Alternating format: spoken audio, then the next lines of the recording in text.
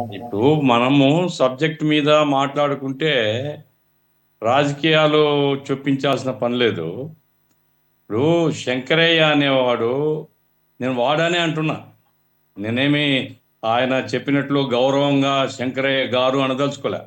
ఎందుకంటే చేసే ఉద్యోగం పోలీస్ ఉద్యోగం. పోలీస్ ఉద్యోగం చేసేవాడు ఒక నేరం జరిగితే నిష్పాక్షికంగా ఆ నేరాన్ని గురించినట్టు వివరాలు అతను రాయాలి. లేదా తను డ్యూటీ ఏదైతే ఉందో అది చేయాలి. ఇప్పుడు మర్డర్ జరిగిందేమో వివేకానంద రెడ్డిది. వివేకానంద రెడ్డి మర్డర్ జరిగినప్పుడు ఒక పోలీస్ ఆఫీసర్గా శంకరయ్య కావచ్చు, ఎల్లయ్య కావచ్చు, పుల్లయ్య కావచ్చు, ఎవడన్నానని ఒక పోలీస్ ఆఫీసర్గా తను చేయాల్సిన డ్యూటీ అతను చేసినాడా? తను చేయాల్సిన డ్యూటీ అతను చేస్తే ఇవన్నీ రావు కదండి. ఈ కడిగి బకెట్లు పట్టినాడా, చెంబులు పట్టినారా, అది వేరే సంగతి. నీళ్లు పోసి కడిగినారనేది సిబిఐ వాళ్ళు చెప్పినారు. ఆ తర్వాత కుట్లు వేసినారని సిబిఐ వాళ్ళే చెప్పినారు. ప్యాడ్ అది కాటన్ ప్యాడ్స్ తెచ్చినారు, కాటన్ ప్యాడ్స్ పెట్టి చేసినారు అని ఇవన్నీ చెప్పినారు. ఇక్కడ రాజకీయాలు పక్కన పెట్టండి. వైసీపీనా టీడీపీనా పక్కన పెట్టండి. రేపు టీడీపీ నాయకుని కూడా, రేపు వైసీపీ నాయకుని కూడా అదే జరిగితే అట్లే ఖండిస్తాం మేము. ఎందుకంటే ఒక క్రూయల్ మర్డర్ జరిగితే ఒక ప్రభుత్వ అధికారిగా నేరస్తుల్ని కాపాడేటువంటి డ్యూటీ చేస్తే అతన్ని ఏమనాలి మనం? అతను తన డ్యూటీ తను నిష్పాక్షికంగా చేసి ఎవరిని దగ్గర రానివ్వకుండా ఇది మర్డర్ అని క్లియర్గా చెప్పి ఎఫ్ఐఆర్ ఆ రకంగా తయారు చేసి ఆ ఇంటి వాళ్ళకు ఇన్ఫార్మ్ చేసి ఉంటే ఎస్, శంకరయ్య తన డ్యూటీ తను చేసినాడని చెప్పొచ్చు మనం. అది చేయలేదు కదా ఆయన. ఇప్పుడు స్నానం చేయడానికి పోయినాను నేను స్నానం ఒక గంట లేటు. ఎవడన్నా శవం పడితే స్నానం చేయడానికి పోతాడండి పోలీస్ ఆఫీసరు? కాబట్టి క్లియర్ నెగ్లిజెన్స్ ఆఫ్ డ్యూటీ. అక్కడ అవినాష్ రెడ్డికి సంబంధం ఉందా లేదా అని కూడా నేను చెప్పడం లేదు. నేను ఇక్కడ అవినాష్ రెడ్డి లేకపోతే భారతి గారు లేకపోతే ఇంకోరు అవి అని చెప్పడం లేదు. నేను ఒక మర్డర్ జరిగింది. ఆ మర్డర్ ఎవడోడు చేసినారు కదా. ఎవడు చేయకుండా దానంతగానే కొట్టుకుని ఉంటాడా, తలబడుకుని ఉంటాడా? గుండెపోటు కాదు కదా అది. అన్నప్పుడు మర్డర్ జరిగినప్పుడు ఒక పోలీస్ ఆఫీసర్గా ఏ పద్ధతిలో వ్యవహరించాలా అనేది మాన్యువల్ ఉంది. ఆ మాన్యువల్కి భిన్నంగా ఆయన శంకరయ్య వ్యవహరించాడు. శంకరయ్య వ్యవహరించినప్పుడు శంకరయ్య మీద యాక్షన్ అట్లా కంటిన్యూ చేసి ఎంక్వైరీ జరిపించి ఉండాల. ఎందుకు ఆయన మళ్ళీ మీరు డ్యూటీ ఇచ్చారు? వైసీపీ గవర్నమెంట్ సమాధానం చెప్పాలి దానికి.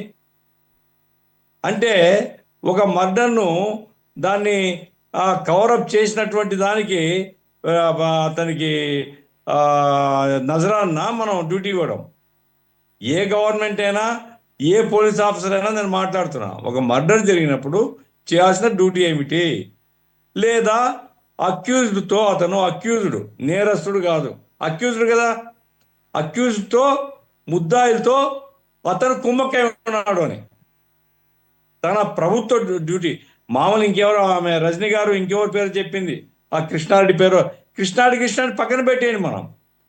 కృష్ణారెడ్డి అనేది ప్రైవేట్ వ్యక్తి. ఇక్కడ గవర్నమెంట్ జీతం ఇచ్చేది ఎందుకు అతనికి? ఇట్లాంటి నేరం ఏదైనా జరిగితే, యాక్సిడెంట్ జరిగినా, మర్డర్ జరిగినా, ఇంకో నేరం జరిగినా అది చేయాల్సినటువంటి డ్యూటీ శంకరయ్యది.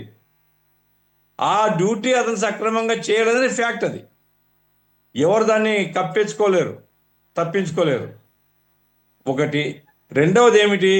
సరే నోటీస్ ఇవ్వడం, అది నోటీస్ ఇవ్వచ్చు.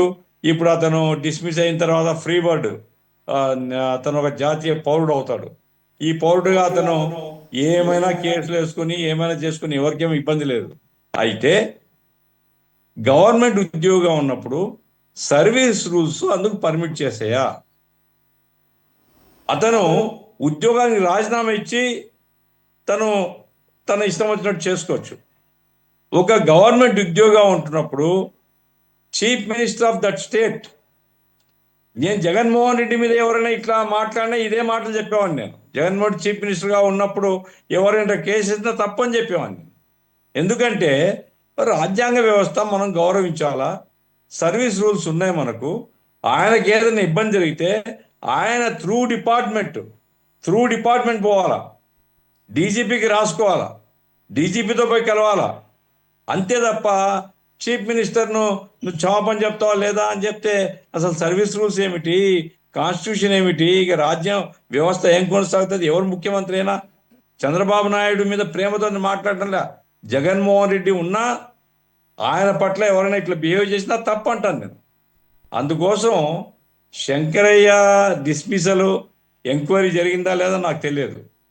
ఇప్పుడు జనరల్గా కోర్టులకు పోతే మరి రజనీ గారు చెప్పాలా, కోర్టులకు పోతే ఏది అతనికి న్యాచురల్ జస్టిస్ ఇచ్చారా లేదా, అవకాశం ఇచ్చారా లేదా చెప్పుకోవడానికి అది ఇదని అడుగుతారు. అది ఏం జరిగిందో నాకు తెలియదు. అది ఏదంటే కోర్టులో చూసుకుంటారు. కోర్టు లేదు దానికి సరిగా ఆపర్చునిటీ ఇవ్వలేదు మీరు అని చెప్తారా. ఆర్టికల్ 311 కింద దానికి అవకాశం లేదు. అది ఆ ఏ సెక్షన్ కింద తీసేస్తారో నాకు తెలియదు, కానీ ఆర్టికల్ 311 కింద అయితే కనుక అతన్ని అడగాల్సిన అవసరం కూడా లేదు.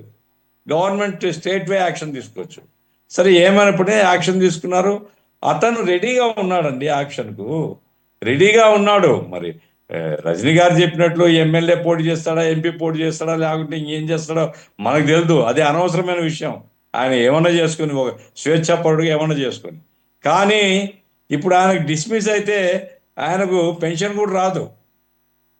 ఇంత త్యాగానికి సిద్ధపడినా అంటే బలమైనటువంటి కారణం ఏదో ఉండాలి. ఏదైనా ఒక ప్రభుత్వ ఉద్యోగి సాధ్యమైనందుకు ఉద్యోగం పోగొట్టుకోడు, లేదా గవర్నమెంట్కు ముందే రాజీనామా ఇచ్చి సార్ నన్ను ఎందుకు రాజీనామా యాక్సెప్ట్ చేయండి అని తీసుకుంటాడు. ఆ స్టాండ్ తీసుకోలేదు అతను. ఆ స్టాండ్ తీసుకోలేదు. ఇవన్నీ ఛాలెంజ్ చేయడము, ముఖ్యమంత్రి మీద స్టేట్మెంట్లు ఇవ్వడము, ఇవన్నీ చేస్తూ ఉన్నాడు. సో డిస్మిసల్ వరకు వచ్చింది ఇది. ఈ డిస్మిసల్ సిద్ధపడినా అంటే వెనుక బ్యాక్గ్రౌండ్, వెనుక ఒక అజెండాతోనే ఆయన ఉంటాడు. అయితే బయటకు వచ్చిన తర్వాత ఏం చేస్తాడు మనకు సంబంధం లేదు. ఆయన ఫ్రీ బర్డ్గా ఆయన ప్రెసిడెంట్ ఆఫ్ ఇండియాగా పోటీ చేయండి, మనకేం అభ్యంతరం. ఆయన ఒక పౌరుడు.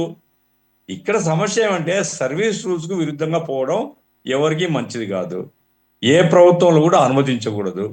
తర్వాత ఒక మర్డర్ జరిగితే నిర్లక్ష్యంగా వ్యవహరించి ముద్దాలతో కుమ్మక్కు కావడం ఇది సరైన పద్ధతి కాదు. ఈ రెండు విషయాల్లో శంకరయ్య గారిది తప్పుంది. దానికి సరే పరిణామాలు ఎట్లుంటాయి, రేపు ఏం జరుగుతుంది, మనం ఏం జ్యోతిష్కులం కాదు. ఏం జరుగుతుంది అది జరుగుతుంది. ఏమైనప్పటికీ ఆయన మాత్రం రీజనబుల్ బిహేవియర్తో లేడండి, ఆయన అన్రీజనబుల్ బిహేవియర్తో ఉన్నాడు. గారు అదే మీరు అన్నారు కదా, డ్యూ ప్రాసెస్తోనే ఆయన్ని డిస్మిస్ చేశారు ఇప్పుడు అనేది. నేను ఎక్కడో చదివాను. విచారణ కమిటీ ప్రభుత్వం వేసిందట, వేసి విచారణకు రమ్మంటే ఇతను రాలేదట, గైర్హాజరయ్యాడంట. గైర్హాజరైన తర్వాతే మీరు అన్నట్టు చివరికి ఇది డెసిషన్ తీసుకొని నోటీసులు పంపించాడు చంద్రబాబు సీఎంకి. సో కమిటీ వాళ్ళు దే షుడ్ రికమెండ్ ఇతను కోఆపరేట్ చేయలేదు, ఈ fit for removal of service అనేది వాళ్ళు మరి ఏం చేసినారో మనకు తెలుసు. ఇక ఆబ్వియస్ గా అంతే, ఇక ఆబ్వియస్ గా అదే చేసి ఉంటారు. ఇప్పుడు విచారణ కమిటీకి కూడా రాకుండా ఎగ్గొట్టినప్పుడు ఇక అదే రాసి ఉంటారు, ఇక అదే రికమెండ్ చేసి ఉంటారు. లేదా ఇంకాస్త టైం ఇచ్చేవాళ్ళేమో, ఏకంగా మనోడు నోటీసులు పంపించేసరికి ఒక పర్లేదు మనోడు రెడీ అయిపోయాడులే, ఇంక ఛాన్స్ ఇవ్వడం కూడా అవసరం. ఎట్లుంటుందంటే సురేష్ గారు, ఈ ఈ అతి తెలివితో చేసే చిన్న పొరపాట్లు ఈ చేసిందంతా కూడా నేలపాలవుతుంది. అది ఏం జరిగిందో చూద్దాం మనం భవిష్యత్తులో. లేదా తెలుగుదేశం సోదరుడు ఉన్నాడు కాబట్టి ఆయన చెప్తాడు ఏం జరిగింది. అదేదో ముందే డిస్మిస్ చేసేస్తుంటే తర్వాత నోటీసులు ఇచ్చుంటే బాగుండేది. ముందు నోటీసులు ఇచ్చిన తర్వాత డిస్మిస్ చేస్తే ఓహో సీఎంకి ఎదురు తిరిగాడు కాబట్టి తీసేశారని ఒక సాఫ్ట్ కార్నర్ కూడా ఇచ్చే అవకాశం ఉంటుంది. ఈ రూల్స్ అన్ని తెలియని వాళ్ళు, సర్వీస్ రూల్స్, వ్యవహారం ఉంది.